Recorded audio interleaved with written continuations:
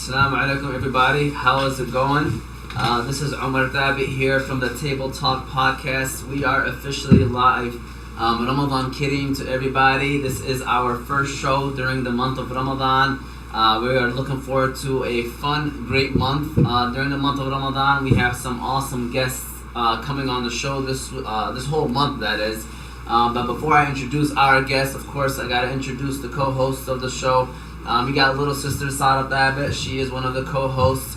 And then we also have big sister Ameer Ghalib, another co-host of the show. And today our guest is the Mayor of Hamtramck Dr. Ameer Ghalib. Thank you, Dr. for coming. This is not his first time coming on the show, by the way. We had him on a debate night with the former mayor, Karen Majewski. They were both here. We were just talking about it. This is going to be less intense. More of a, get to know, the Dr. Get to know the mayor of Hamtramck. And just trying to, see what he likes to do during the month of Ramadan, and how is it like to be a leader during the month of Ramadan. That's what we're going to talk about today. Yeah, what a way to start the month. Yeah, great way to start the month. We got to get the mayor in the building, and we're also going to get his prediction, inshallah, of the Hamtramck versus Dearborn basketball game, see who he thinks is going to win. But we'll get into all that later on. Before I go into the show and talk about the show, I want to give a shout out to our two sponsors of today. Our first one is some Leo's Coney Island. I'm going to try not to make the viewers hungry, but the Leo's Coney Island in Royal Oak is our first sponsor today. They serve delicious American-style food. They are known for their conies, fried chicken gyro, breakfast chili.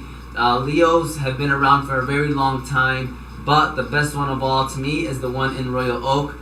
Shout out to Umar al-Halimi and every other owner there at the Leo's Coney Island in Royal Oak. Great people over there, great service. If you're ever in the Royal Oak area, make sure you stop by. We'll get into BC adhesives later on in the show. But now it's time to say hello to the mayor, Mayor Dr. Ameer Ghalib. First of all, how is everything going? How are things going with you, Dr.? And congratulations. Yes, I don't think, last time we've seen you was a debate, and then now you are officially mayor. Congratulations. Thank you so much. Yeah. First, do I need to put this Yeah, you probably do, and I should too, right? We all should put these headphones on. There you go. Okay, good. All right. So, first, thank you so much for having me tonight here. Ramadan kareem to you all and to all the viewers and to everyone, all the Muslims around the world. It is my first Ramadan as the mayor, so it will be a new experience to me. But as usual, I like to work in Ramadan. For me, it's a month of production and work. It's not a month of sleeping and fasting. That's not the purpose of Ramadan. So I always work in the clinic full time as usual, and I do my other responsibilities. And this time it's going to be a new experience. Today is Sunday. I already had a lecture, to educate people about diabetes and Ramadan and how to deal with it during fasting. That was after the Dhuhr prayer, and then went home, rested a little bit, and I came here. So I'm excited to be here and to get to talk about different topics today. Yes, and by the way, like he said, he just gave a lecture at Masjid Ali in Hamtramck today. Like he said, it's about diabetes and fasting during the month of Ramadan and having to deal with that. And when I seen that, I'm like, man, he's about to give a lecture over there. Come on the show. I was like, I hope he's not going to be tired. And I know he's busy throughout the week and all, but he's here today. He's here, and he has a very positive attitude, positive mindset for the show today. So we can get the show on the road. You kind of introduced yourself already. A couple people, by the way. Ahmed Hussein says salam. How are you all doing? Happy spring break, Ramadan kareem. Ahmed Laifullah also chimes in, says hello. Sara Abdullah says Ramadan kareem as well. And yes, he is the new mayor, Ahmed. He is the new mayor of Hamtramck.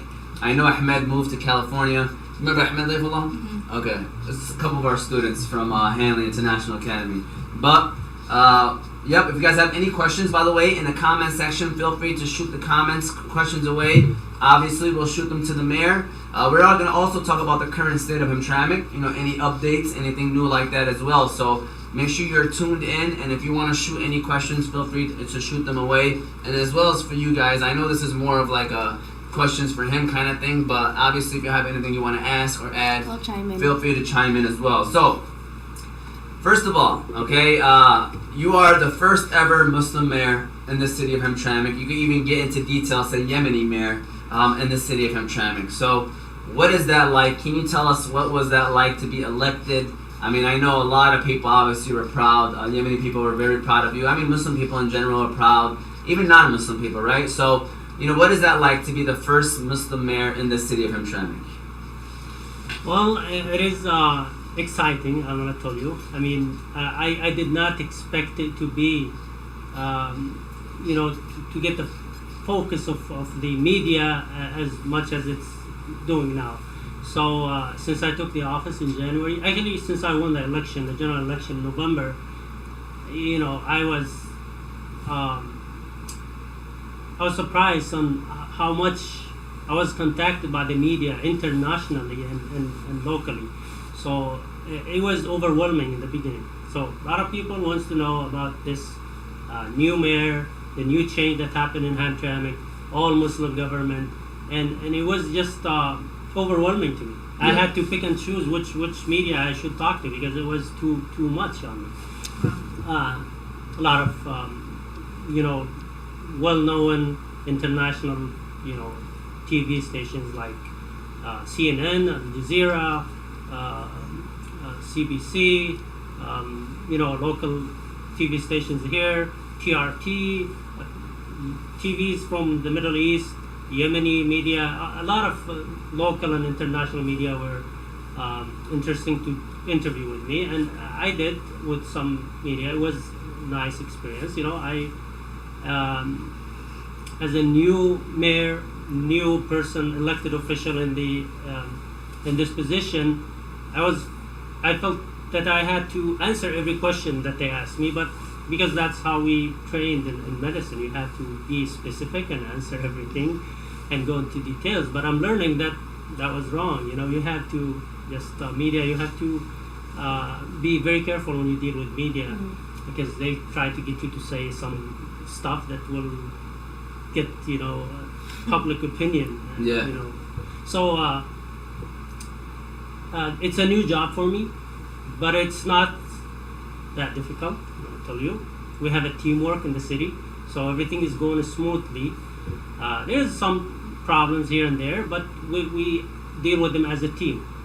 And I'm trying my best to represent everyone, like in the city, not just Yemenis or Muslims. Or my first focus in the first few months was to gain the trust of the people who were uncertain about my leadership, people who did not support me in the election. I wanted to reach out to them and make them feel that they are well represented as well.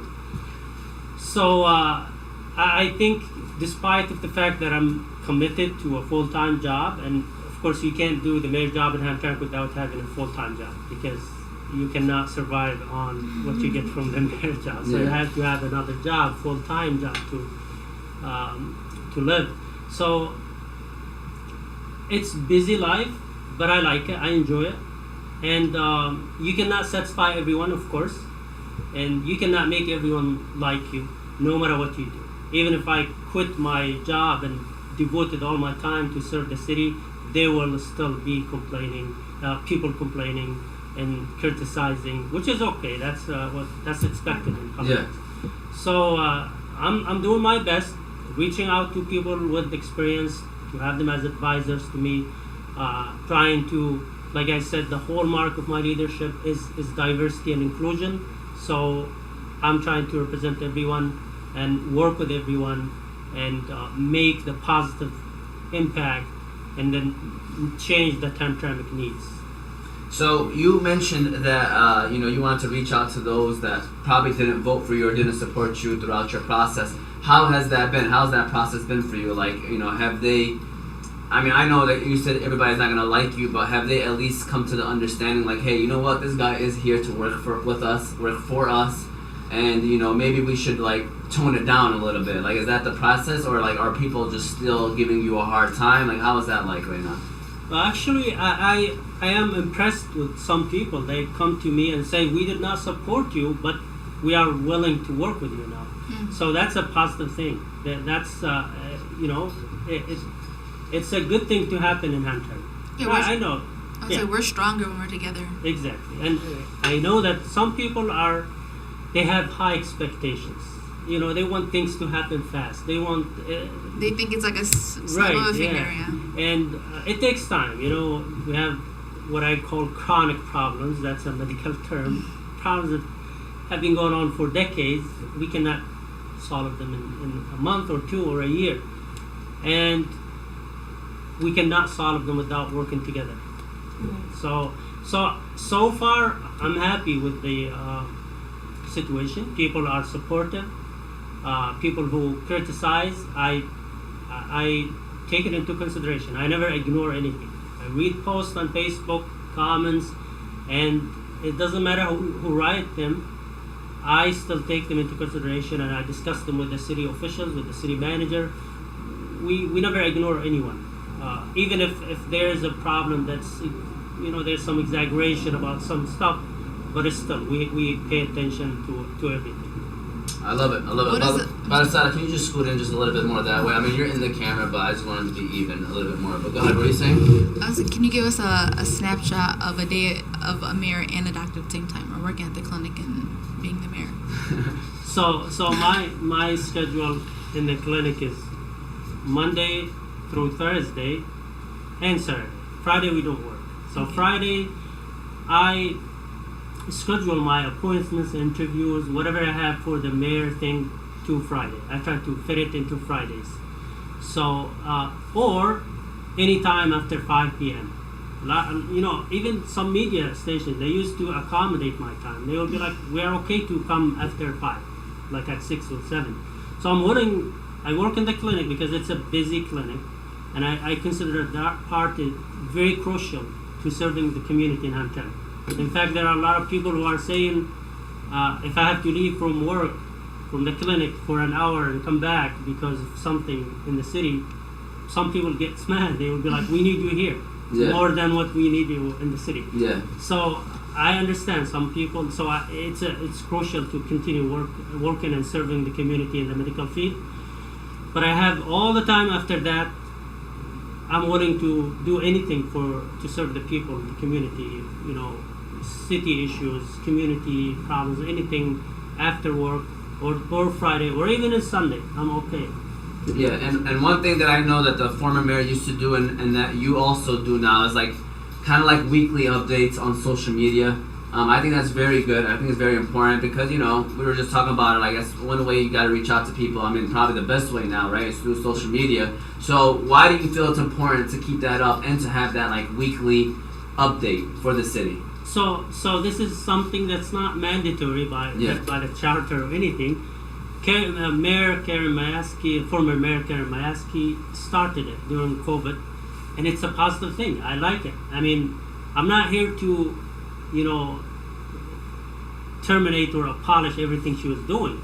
So a positive thing, I'll continue doing it. Yeah. Something that the community benefit from, which is the weekly report. It's a good thing. So I know it was started during COVID to update the community about COVID and precautions and preventive ways, and but now COVID is waning. You know, not many people are as scared as they used to be, and they already, you know, many of them are experts already.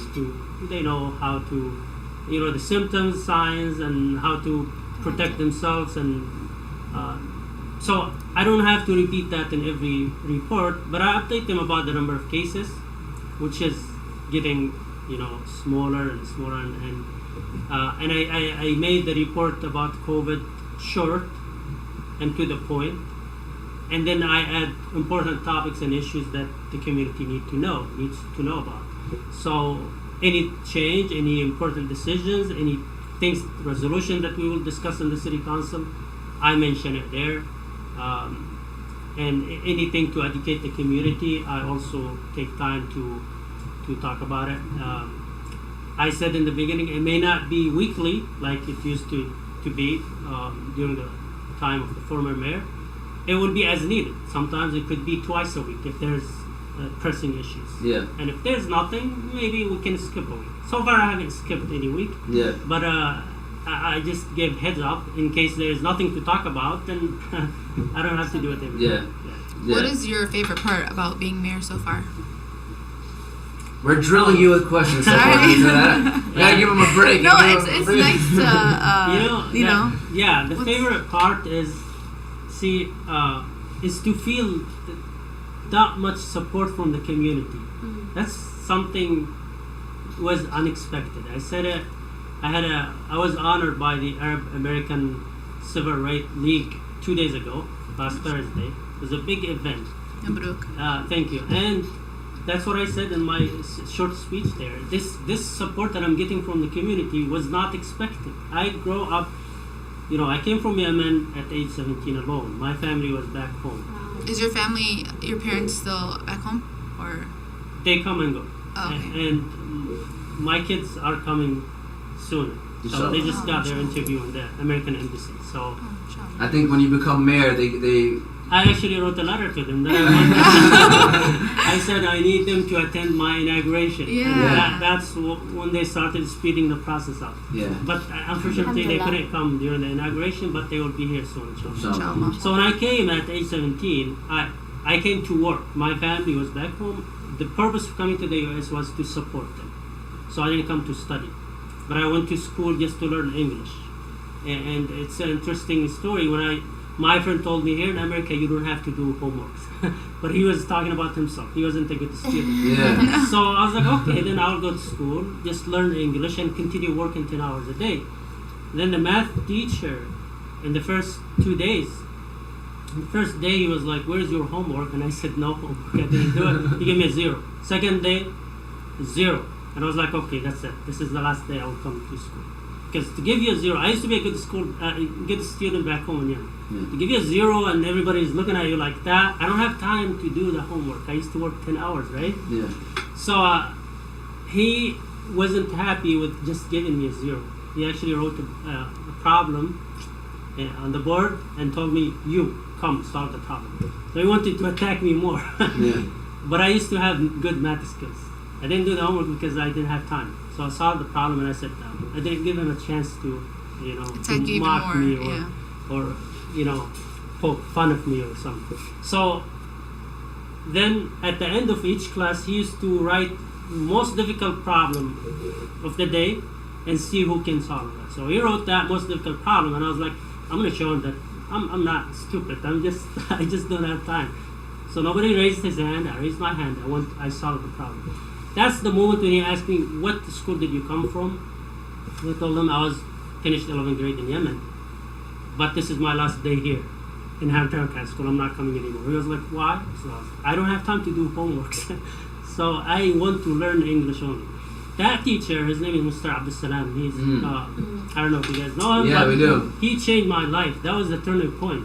He took me on the side and he said, stop working 10 hours a day. Work 8 hours.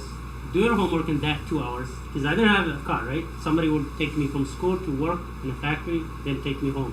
So I started doing my homework for the last 2 hours in the factory. Go to the cafeteria, do homework, wait for the guy to take me home. And so, since that time, I had to work and support my family back home. Started college, because I did well then in high school. I did well. After I started doing my homework, I was getting A's. Yeah. And then I finished high school, and then I went to college. It was even better because I already had, I had a car, driving license, a car. My work and schedule was more flexible. So college, then pre-medicine, then medical school, all by myself, without family and social support. And to get to the point, I never expected support from anyone because I was always alone in my life. I went through all these hardships, a lot of accomplishments, ups and downs, celebrated alone, cried alone sometimes. So this is the time when I feel, there is a community supporting me. Yeah. It was a payback maybe because I worked in the clinic, I served everyone with no discrimination. And so the community, actually the fun part about being the mayor is that I'm feeling a lot of support from the community and a lot of love. And, I have to... Well deserved. Thank you. And Yeah, I'm gonna give you a round of applause. By the way, the crowd right now was quiet a little bit, but because we have to let them know, wake up a little bit. They're about to wake up right now. You're gonna, there you go. They're clapping for you. You see the crowd. They're all clapping. I just wanted to make sure. Thank you. There you go. They're a little quiet, but go ahead. Continue on, though. So the most fun part about being the mayor is feeling this much support from the community. It's something that was not expected, and I have to do my best to serve the community just as a payback, not to disappoint them. Hopefully we will not disappoint them. Just a couple, I'm going to read through these couple quick comments, okay? So, Qamar Zindani, shout out to Qamar. She said that's a lot to juggle. How's it all working out for you? I know you kind of were just talking about it right there, how everything's been going. And then my wife even said Abdul Salam was her favorite teacher. I know a lot of people that had Abdul Salam. They say that that's their favorite teacher. I never had him, but just hearing people's responses about him, people don't realize the impact of a good teacher is. It's crazy. It could change your life. Yeah. It could definitely be life changing, and he is a great teacher. And just knowing him through our interactions, he was a very good teacher. So you graduated out of Hamtramck High School, then, huh? I did. What year did you graduate? 2000. 2000? Okay, because my uncle graduated was it 97? 99. 99? This one I think was 99. Oh yeah, that this one was 99. 99. Okay, yeah, my uncle Adnan graduated in 99. So yeah, honestly, that's a lot. That's great that you shared that. By the way, I appreciate you sharing that. Yeah, very moving story. Yeah, very moving story. I wonder if did you share these stories with these other news outlets or It was exclusive here. yeah, this is exclusive just for this show. I share it when I have The flexible time to talk, but with the media, restricted time, so Yeah. I never went into details. Yeah. But another important thing that I want to mention, I don't know, I mentioned it when I was during the debates that I write poetry, right, in Arabic. So throughout my journey, I used to document everything in a form of poetry. Okay. So I have a book that's not typed, that's not published. But you see all difficult times that I went through, all good times. There's like poems that I have in Arabic, of course. I love writing poetry in Arabic. And so I have this documented. And when I tell people who really understand and love Arabic literature and poetry, when I tell them the story and then the poem that I wrote that time, it became very touching. They love it. They enjoy this because reality, it's not fiction. It's not like imagination. Everything is like was based on real experiences. That's awesome. I thought you were about to share with us maybe some of the poems that you had written. If you ever feel comfortable, obviously feel free to do that. But if you don't want to, you don't have to. But yeah, that kind of gives us a thought about how it's like to be the first Yemeni mayor and the journey. I know you mentioned news organizations, a bunch of them. You named a lot of them. First of all, I appreciate you being here, by the way, because I know that you're a busy man and you are taking your way out just to come out on the show. So I really do appreciate that. But I know you kind of maybe want to just quickly touch on it a little bit more of like, I guess some of the news organizations for those that maybe didn't hear that have reached out to you, and just what is that like? I mean, I know I've seen CNN, I've seen BCC, not BCC, or is it BCC News or? I think WXYZ. Yeah, CBC, all of them. So NBC Arabic and Al Jazeera English, That's nice. TRT English, and many more. yeah, what is that like? Like, is that fun for you, or is it just something that you feel like an obligation that you have to do as being a leader of a community? Like, what is that like? As the mayor of the city, I'm the spokesperson of the city, Yeah. so I have to respond to the media. But I didn't know that, that I felt that I'm obligated to answer every person. But sometimes I used to get, multiple interview requests in one day, so it was overwhelming. And then I learned that I cannot. If I have to answer all of them and do interviews with all of them, then I have to quit my job and just keep doing the interviews. So it was interesting, to be in the spotlight, but it's a little bit risky. So as a new politician, you have to be careful on word choice. For example, I have one of the famous media TV station that's worldwide. They were asking me some tricky questions about even one of the questions was like, what are you gonna do with the Sharia? Are you gonna impose the Sharia law on the? And I was just like, okay, Or one of the questions was like, who is your God? I was like, it's your God. He's like, what's his name? I was like, it's same God, different names. So some of them want just get you to say something that will make a noise out there, and a lot of questions that I felt uncomfortable to answer. But like I said, I used to feel that I'm obligated to answer every question. But now I'm learning. I'm learning that sometimes they would ask a question, I would ask a question at the same time. Yeah, That's good. I think it's very important that you're mentioning this, because there's a lot of people out there that think that, just by being, running for a political position or an elected official position, right? That it's just, hey, you get elected. They don't know the interview process. They don't know the part where people are gonna come at you with questions, and you're gonna probably, I don't know if you have to answer, but they're gonna try to make you try to answer those kind of questions.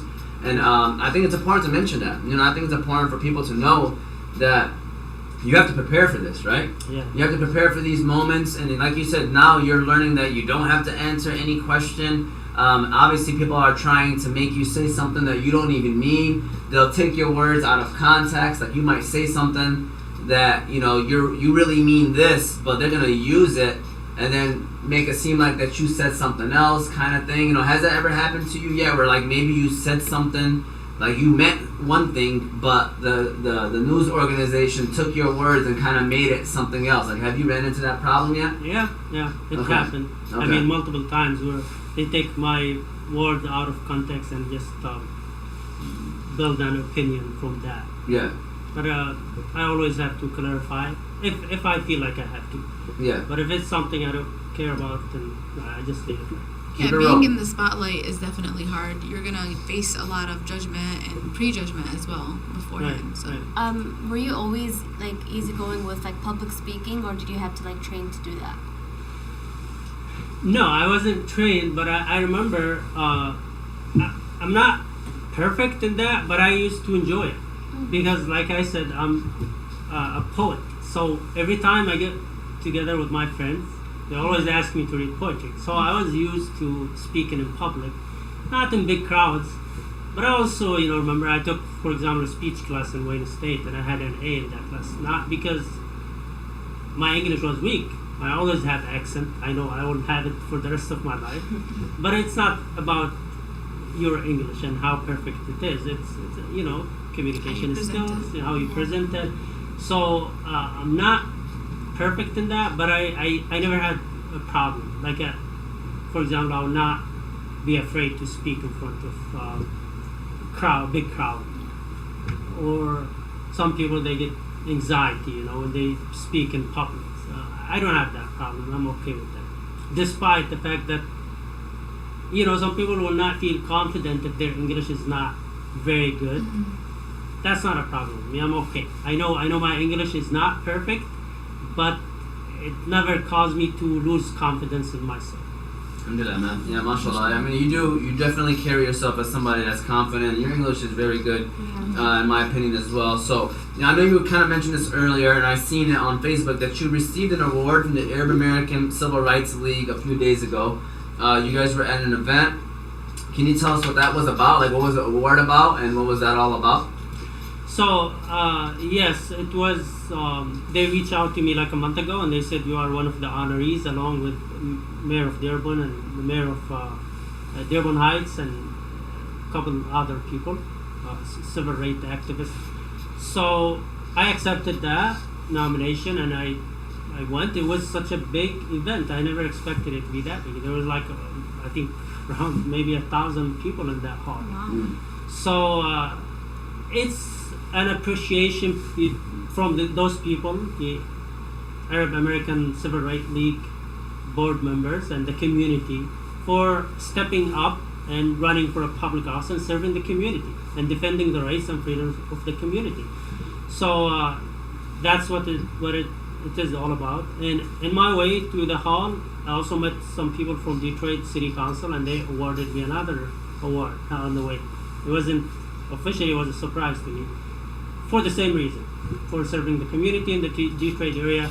So I really thank those people and appreciate that award. And like I said in my speech there, I dedicate it to the residents of Hamtramck first and foremost, and to the people who supported me from Hamtramck, Michigan, other states, and elsewhere. Do you get people from Yemen showing support to you, telling you congratulations, and reaching out to you? And Yeah. I So, bet they- most of my people, my friends, and my personal Facebook friends, my personal Facebook page, most of the friends are from back home. Because I used to be involved in the political situation in Yemen. Okay. So since 2011, when I first opened my Facebook page, maybe, I used to write always about politics in the Middle East and Yemen mostly, and some about here. And that's where my audience were mostly from there. So if you see when I post something, most of the people who comment are from back home in Arabic. But almost, I wouldn't say all the people in Hamtramck, but a lot of the active people and community leaders and citizens of Hamtramck, they follow my page as well. And so yeah, they celebrated back home too when I won, and it was a victory for all, not just for me and for the community. Awesome. So, it's Ramadan, by the way. Ramadan kareem for those that are just joining us. And so, what is it like to be a leader of a city? I know this is just the second day of Ramadan. This is your first year of Ramadan. But you kind of have an idea, right, of what it's like so far. So what is it like to be a leader of a city during the month of Ramadan? Like, has anything really changed? Or are you a little more tired, or your schedule? So like I said, this is going to be my first Ramadan as the mayor. But I don't think it's going to be busier Ramadan. I'll try to maintain my usual schedule that I do in Ramadan, work in the clinic, pray, go to the masjid, pray Taraweeh as much as I can. But also I will devote some of my time during the day and at night as well to, dealing with the city issues, serving the community, answering calls, responding to emails, which I do sometimes even at the clinic. Sometimes I'll just open my email, read, during my break time, read some emails, respond to some people, talk to the city manager. I'm not, even when I'm in the clinic, I'm not only serving the patients. I'm answering phone calls, dealing about the other issues that have to do with the city. So I think it would be fun, busy, which is okay. I'm used to busy life, For example, I used to have some hobbies. I know I can't have more fun now because time is there's a lot of restrictions. But in the past, I used to be a very good soccer player. Oh, okay. But since I started medical school, I stopped playing soccer, and now I lost that physical fit for playing soccer. I still love it. So right now, as in this busy life, I cannot have that much fun. But it's okay. I mean, it's all fun. Busy life, productive life is fun. As long as you feel that you produce during the day, you don't waste your time. So like I said, Ramadan is a month of production. It should be a month of work, not a month of just fasting and sleeping. So that's how my schedule will be during Ramadan. Alhamdulillah. And can we address this right now? Because there are a few people asking about, the doctor by your name, okay? And I just want to make sure people know it and understand it. Are you a doctor, by the way? Like, do you have the qualifications of a doctor? For those that are questioning it and wondering it, by the way, I just want to make sure that's out there. So I finished my medical school in Ross University, which is an American medical school overseas. When you finish overseas, you have to go through a process of taking your board exams and doing residency. I took my board exams. I haven't done residency. So that's why I did not put in my signs or during the campaign. I did not use the title doctor, because to be professional, not fully certified, working on the certification part. So I kept it aside, so people don't think that we are taking advantage of a title or something. Yeah. So I never claimed or introduced myself as doctor. I keep saying I'm a healthcare professional, because still working on my full certification toward being a fully certified physician. But at the same time, I have a bachelor degree in biology from Wayne State. I have an accelerated bachelor degree in nursing as well. 3.5 in that one, 3.7 GPA in that one, 2.9 in medical school. So I'm very proud of my accomplishment. Like I said, all this accomplishment was done by myself with no family or social support.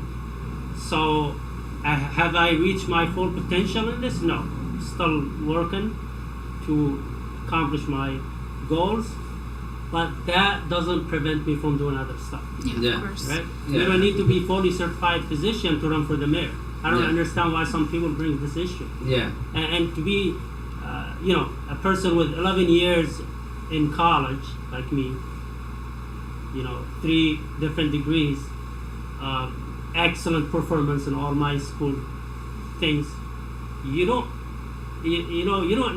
need somebody with that much qualification to. I would trust a person with that much qualification to be my leader in anything. Yeah. Because a person who's committed to do that, a person who, no matter what obstacles you find on your way, you never give up. That's the type of leader you want. Because people who give up when they find the first obstacle in their way, those are not, they don't have that much confidence. Yep. No, I agree, and I appreciate you answering that. I really do, because people obviously we're asking that, and I just want to make sure that we address that as well. So I appreciate that. So just to be clear, when I work at this time, I'm not allowed to work by myself alone. So I always work under supervision of Dr. Samir in the clinic. But like I said, I also have other qualifications in the healthcare, which I can do. So yes, and my journey is not done. It's never gonna stop. I love that. Yep. Inshallah, man. And I already know that the journey, this is just the beginning, right? Of course. Just the beginning. You're on a great path as well. And we're keeping it rolling. For those that are watching, feel free to ask any questions. We are live with the Mayor of Hamtramck, Dr. Ameer Ghalib. He is in the building today. Last time he was here, we had a debate night with former Mayor Karen Mayeski. And now today he is here to kind of tell us what it's like to be a leader during the month of Ramadan and all the things, his process, his journey of where he's at and where he plans on going as well. Do you guys have any questions, or are we just keeping it rolling, by the way? Keep it rolling? All right, cool. So now it's time to talk about Hamtramck, right? What is the current state of Hamtramck? Are there any new updates that people should know of? Is there any information, anything like that? So what is the current state of Hamtramck? If this is like your weekly report right now, I guess you want to give us some weekly report of Hamtramck right now. Okay, so we have in Hamtramck, like I said, people are expecting quick change. So it's not going to happen that way. We want to tell them that the problems that we have, it takes time to solve these problems. And we have good news this year that we are getting a lot of money from the state and federal government to use it for certain projects and to fix our infrastructure and stuff. So that will take time too, but we are in a good shape in that one, hopefully. And we still have budget limitations, a little bit of deficit. We're working on the budget to pass it soon. We have a little bit of deficit. We still looking for some revenue sources, because our problem in the budget is revenue issue, not expenditure at this time. So we are working on that, and we have problems like, for example, with the parking meters. This is an issue that everyone complains about. Like when I meet people in the street, they complain about this. It's bringing good revenue to the city. I'm not gonna lie to you, and to the company. I wasn't in support of this. You remember in my debates? Yeah. I criticized that. It's a contract for 5 years. First 6 months, 50-50. I mean, for the company, first 6 months, and then 50-50 after that. There's a lot of the businesses are complaining in the downtown area in Hamtramck. They are losing, according to what they say, between 25 to 30% of their business. Do you feel that way? Do you think that it's true, or do you think that? I mean, I think I myself I'm gonna tell you the truth. When I have to buy something, I prefer to park somewhere where there is no parking. Yeah, same here. Same here. Yeah, not because of the quarter that I'm gonna pay or anything, time. just because of the hustle. The and time. inconvenience. Yeah. So last time I went to get a haircut, and I chose someone in Joseph Campo, but it was last Sunday. So he was like, "Mr. Mayor, you came on Sunday, so you don't have to pay for it." Do you know how much business I'm losing here? I was like, and that's why I came to support you. I'm sorry. Yeah. But we are working on it. I told them. I formed a subcommittee that's dealing with the parking issue. And they had to meet with the president of the company. So we renegotiated the contract, and we requested some, adjustments, and they agreed on most of them so far. We're trying to increase the grace period, decrease the number of hours that you have to pay, give more time to the off street parking lots, and more. So hopefully we will get those requests from the company, and they will agree on it. And then that's something we can do to help the businesses and to help the residents. We cannot terminate the contract. This is a big issue. They said they spend millions of dollars to put these meters and the technology that comes with it. So it's very hard to terminate the contract, but we are improving at least the conditions. And that's one issue that's ongoing and everyone is complaining about, especially the business people and the visitors. I get emails from the people who visit Hamtramck, and then they send me an email that this will be my last visit to your city. And that's sad to hear that, unfortunately, because they get tickets. But that's an issue. And then what else do we have? We have Can I just read off a couple of comments, by the way, because it's about the parking. I don't want to move on from the parking. Go ahead. So we got one comment. It's from Adna, who said, "I stopped parking on Joseph Campo. I paid my ticket and still got a late fee notice, even though I paid it." A lot of people say that they went through the same thing. I don't know if you can. I know it's not something that probably you deal with, but is this something that I'm sure you've heard of from other complaints from people in the city? How has that been addressed? Like, with people that they pay the fee. I'm sorry. I said, and I still got a late fee notice, even though I paid it. So I guess people who are getting these fees, some people are saying that they, I guess it's like a grace period, right? And then they left before the grace period, but still got a ticket. So how are you guys addressing these problems with the parking tickets with the company? So I keep hearing about this. Some people say that they are sure they paid and they still get a ticket, or they left the place and it's still green, and they still get a ticket. And so we don't know what's going on. I don't know if there's a really technical issue with the company. I discussed with the responsible parties that we should look into this thing and see if there's a problem with it. That's because sometimes they say no, sometimes they pay for their own meter, but that can happen too. It's a little bit confusing, but I always promise them that I will talk to the city manager and to deliver the message to the company and to people who manage this thing, and to see, is there a problem? Is there really a problem with the system, or people need more training and education on how to use the meter?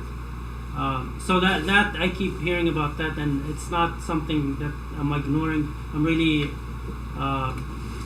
I will talk about it to the city manager and the other responsible parties. Okay, and then Nasser Hussein mentioned that, by the way, Nasser Hussein was probably on one of the most intense shows I've ever had, which was at the barbershop with the issue with the SD Queen healing spa that one day. Nasser Hussein, he said the city manager is preventing the parking subcommittee from meeting with the president of the parking company. She also lied to the parking subcommittee and told them it cost the parking company $6 million to install the parking system. To solve the parking issue, the city manager has to go first. I'm just reading off the comments. Hamir al-Jamali also said, I went through the same thing, but it's a hassle to fight it. And then Abdullah also, shout out to Abdullah Qasri. I think he's leaving to Umrah tomorrow, by the way. He said, how do we start the campaign? And all that. So I guess he's joking around with that. But do you agree? Is the city manager preventing the parking subcommittee from meeting? Or is that something that's, do you know if that's factual or not? Or No, yeah, they actually had a meeting scheduled last Monday. not the subcommittee, we haven't met since then, but they will bring their report soon, maybe in the next city council meeting. So I'm not aware of any prevention that happened. In fact, the problem that they did not agree on, we requested that the company president should come and we talked to him because we trying to convince him. They agreed on some stuff through communication, distance communication, but we want to meet them so we can discuss the other issues that they refused. So more info will be with the subcommittee, and I will discuss it with them as well. Well, you say the word parking meters, and the people start coming out with the comments. That's how. That thing we cannot ignore that. Yeah. We cannot say that all people are wrong, and the technology is right. So I have to do more investigation about this and see, is there really a problem? And how can we make it easy for the people, for the businesses, and educate people more on how to use the system after we try to increase the grace period a little bit, So we are working on that. I'm not in support of this. Just to let you know, it happened. The contract was signed 2 years ago. Yeah. And then it's all was done by the previous administration, not me. But we are trying to fix as much as we can. And you said the contract's for 5 years and you cannot get out of it. So no matter what, this is something that's going to stay for at least the next 5 years, correct? 3, because it was signed 2 years ago, right? No, but it was. They just started implementing it. Yeah. So it's 5 years. There is something that says the city does not have the right to terminate it no less than 18 months, except with some conditions. So sometimes if they don't make this much money each meter, so there is a way to terminate it before then, but there's some conditions that needs community efforts. Yeah. Just a quick note, I saw on Facebook, by the way, one of the meters got, somebody, I don't know, crashed into it, got knocked out. How does that even work out? Like, is that something the city has to pay for, or is that something that the company has to pay for? I saw somebody with like a video of one of the meters was just knocked out of its place completely. So this is a big issue, huh? Oh no, parking meters is very serious. I mean, Joseph Campbell is a very important street, Yeah. No, because like every other city has meters, so it's kind of like I understand why there's there, but this because people are not used to this. But Yeah. I know that paying for utilities of these meters and stuff is by the city, but I think if there's a technical issue, it has to be done by the company. Yeah. Okay. Nasser said the solution is easy. Why doesn't the city make the parking free for 1 hour, and any shortfall from the average collection by the parking company will be covered from the city's share? So that was Nasser's thoughts on the parking meters. I'm sorry I interrupted you. I just wanted to get all the parking meter questions away.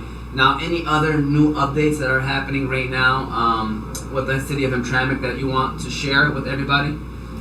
We tried to increase the grace period as much or as long as we could, but sometimes you can't because they claim that they are losing so much money, and so it becomes I don't want to go into so much details, but hopefully after the subcommittee introduce their final draft and resolution, we will see what could they get for us, for the community from this company.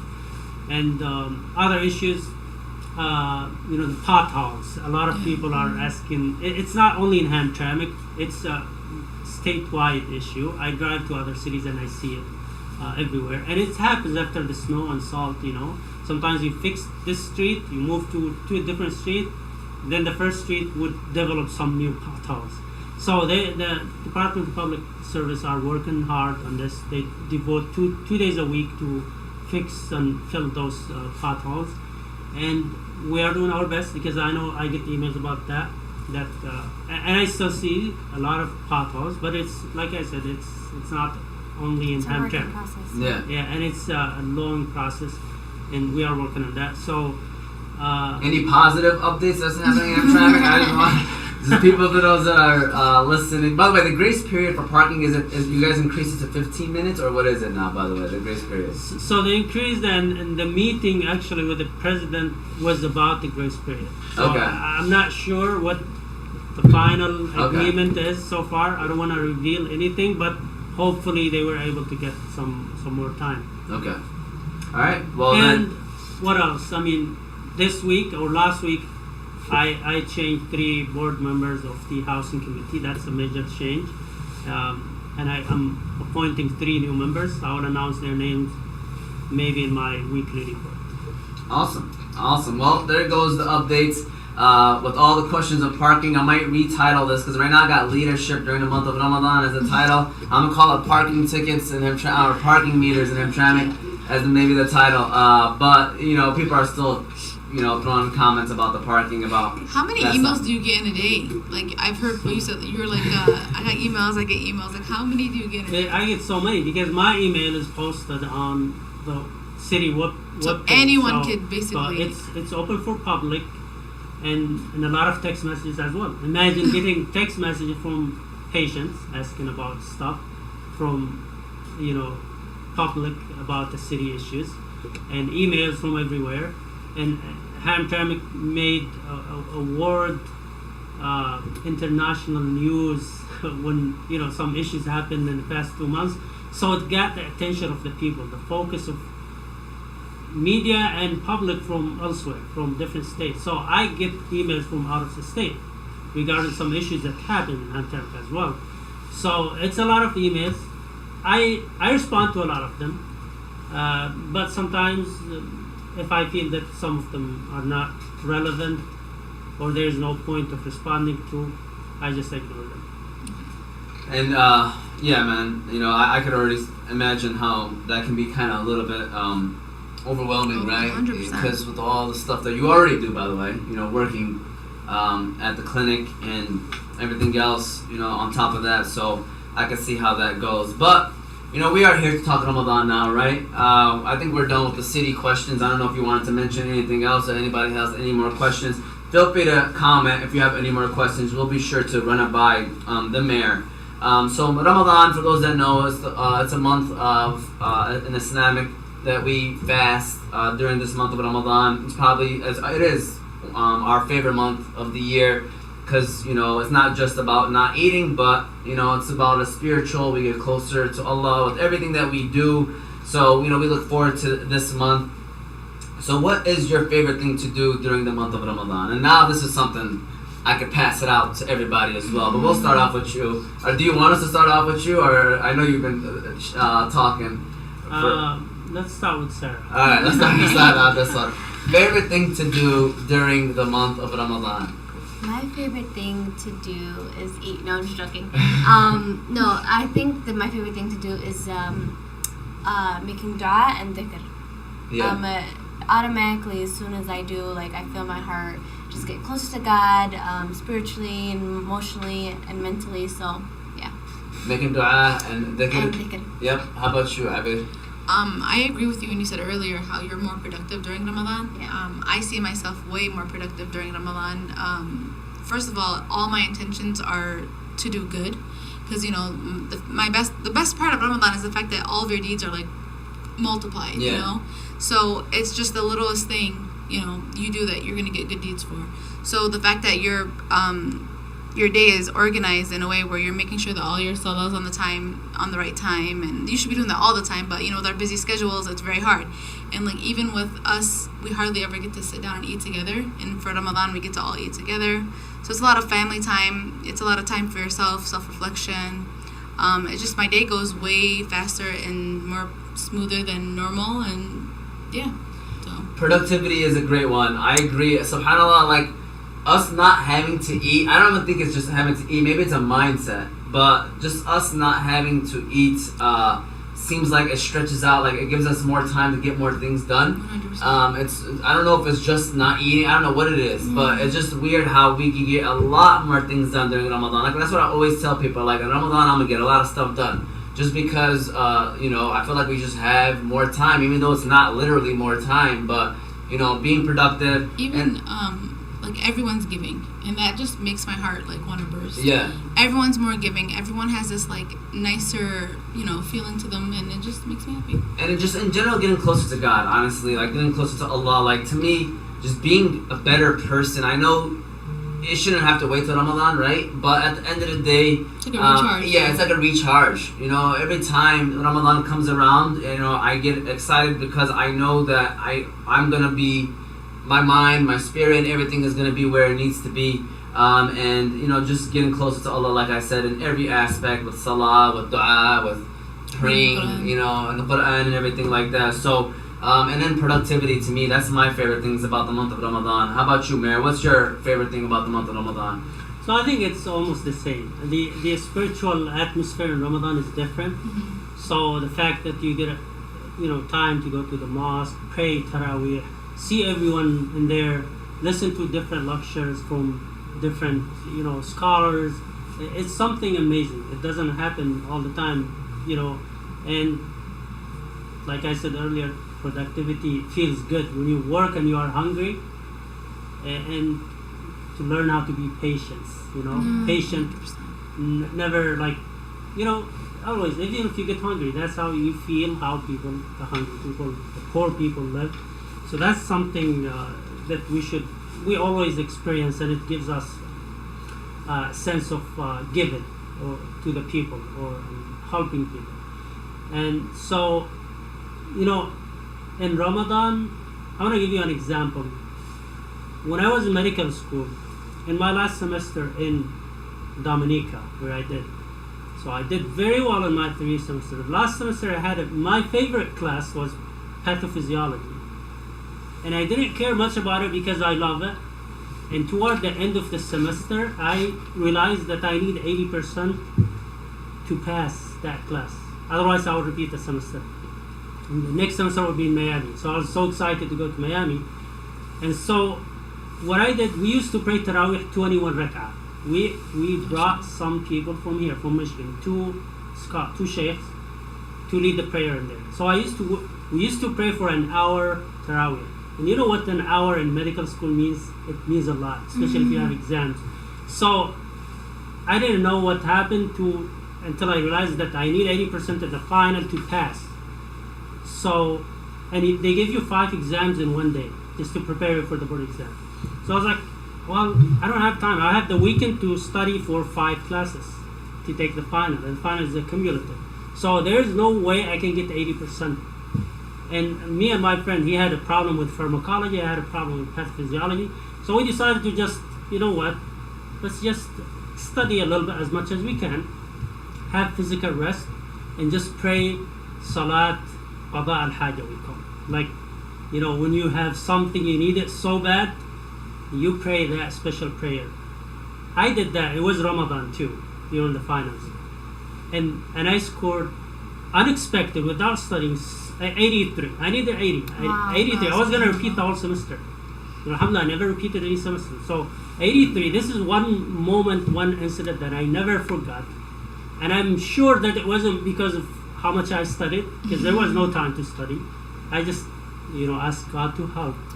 And then I got what I want. I have similar incidents like that. But this is one thing that I could not forget. How I didn't score 80% in the monthly exams, but I scored 83 in the final without studying. So that was amazing.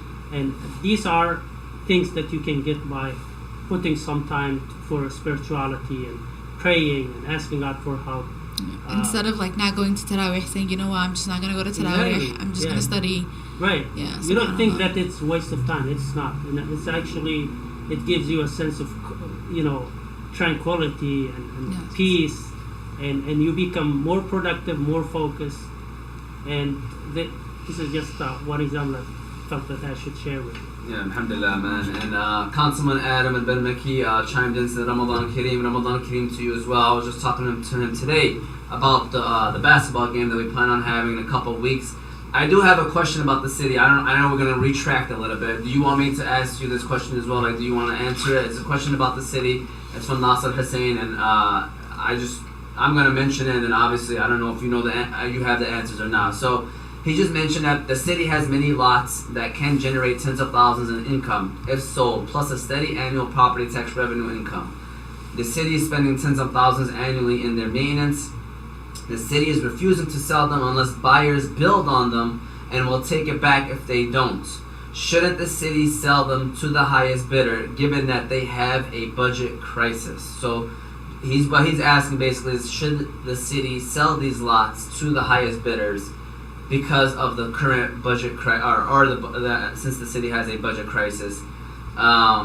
And it's very hard to build at these times with material costs, inflation, and labor shortage. So do you want to answer that question? Well, I have heard this from Nasser before, and it's a good idea. Nasser always come up with some good ideas. Sometimes it is affordable. We can do it. Sometimes it takes a lot of efforts and cost to do. So this is a good idea. We should take it into consideration. It is not a bad idea. And Nasser, I just appointed him to the planning commission. So I like his ideas. Sometimes it is extreme, but I always enjoy his ideas. Yeah, and he always comes with bright ideas. I see it on social media. He always has ideas. Obviously, it's a process. It's not something that you can just say, yes, let's do this, and then it's done. But he just wanted to, I'm sure he wanted to share this and maybe hear the thoughts and have others probably hear the thoughts as well. So moving on from one of your favorite things to do during the month of Ramadan to the favorite thing you like to eat during the month of Ramadan. Since she started that last one, I'll ask you this one. Favorite foods during the month of Ramadan, or food, or in general. What was your favorite thing to eat? Sambusa. Sambusa? Yeah. I think that's like the one. I know that's like whatever, but I just can't. Like, that's my favorite thing. Even though it's not healthy and it's not good for you, and people say, oh, bake it or whatever, fried sambusa is it. By the way, I asked this question last because we're going to be like 1 hour away from Fatar. I didn't want to do this first, and then we had 2 hours away from Fatar. But me too, sambusa, falafel, this is the usual meals that maybe you don't usually eat throughout the year, but you bring it out during the month of Ramadan. Even shirba. Shirba, I don't know if you drink shirba throughout the year, but shirba during Ramadan, there's like a whole extra taste to it. Why are you laughing? It's serious. Alright, what's your favorite foods during Ramadan? Mine's actually, it's a side. It's shifut. I love shifut. Shifut? Shifut in Ramadan is different. You want to explain what that is for those that don't know what shifut is? It's I can't even think. It's buttermilk with. Do you like it with khubz or do you like it with bread? Khubz. Yeah. Pita bread. Cucumbers, pomegranates, and then like greens, like parsley and spices. I don't know, but it's really good. And shirba is oatmeal, by the way. Is oatmeal pretty much, right? It's porridge. Porridge? It's a watered. Oatmeal is different. Have you ever tried oatmeal? Yeah, oatmeal. I have tried oatmeal. It's similar. It's very similar, but it's more like porridge, right? I've never tried porridge, so I can't tell you that. Yeah. Okay, favorite foods. It's barley. It's like barley with milk. Maybe, do you know what shirba is? Like, in terms of, okay, go I ahead. honey. You know what it is. I'm talking about how do you, like, what's in it. That's what I think it's barley and ingredients. honey. Yeah. And milk. Why am I talking about honey? Alright, favorite foods for the mayor? So my favorite foods are the unhealthy stuff, unfortunately. So the shafut, I love shafut. Yeah. Sometimes that's the only thing I need to break my fast. Samosa, but not the oily, fatty ones. What do you like in your sambusas? Regular like meat, or do you like potatoes? People get creative with their sambusas now. It used to be just meat. Chicken. Now they put chicken. I heard they put beans, cream cheese. Cream cheese. I love chicken. Maybe you haven't heard about that. Okay. There's my team are making fun of me. We were in Lansing last time, and we were invited by Abe Ayash to a fancy big seafood restaurant. Right? Abe Ayash only does fancy and big, by the way. That's all he does. So we were there, and then I looked at the menu. There was only one order that has chicken. I ordered that one in a seafood restaurant. That's funny. I love anything with chicken. I'm sorry. Yeah. I eat the other stuff, but I prefer it. I also love shurba, of course. Yeah. Depends on how it's made. And mahalabiya. Oh. Yes. Yeah, those are my, small things. I don't like big meals. Yeah, in Right. Ramadan, it's the sides are the main Right. Yeah. main Yeah. show. Right. Versus on I love regular sabaya too. Yeah. Yeah.